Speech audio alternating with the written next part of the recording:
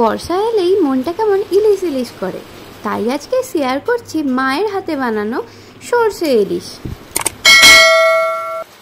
এদিকে কড়াইতে তেল গরম করতে দিয়ে ইলিশ মাছের নুন হলুদটা মাখিয়ে নিলাম।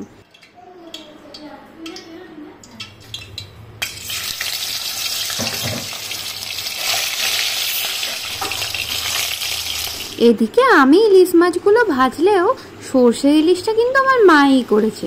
কি সহজে কি তাড়াতাড়ি করে ফেললো, বুঝতেই পারলাম না। সত্যি কি এত তাড়াতাড়ি করা যায়? এদিকে তো আমার ইলিশ মাছগুলো ভাজা হয়ে গেছে।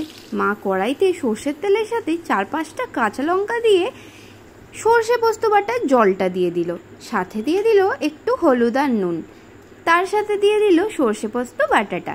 একটু নাড়াচাড়া করে ফুটে উঠতেই দিয়ে দিল মাছ ভাজাগুলো।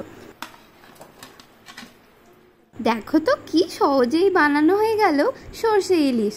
একদম শেষে একটু কাঁচা সর্ষের তেল দিয়ে নামিয়ে নাও। মায়েরাই বুঝি পারে এত চটজলদি রান্না করতে এবং সেইগুলোকে আমাদের পাতে পরিবেশন করতে।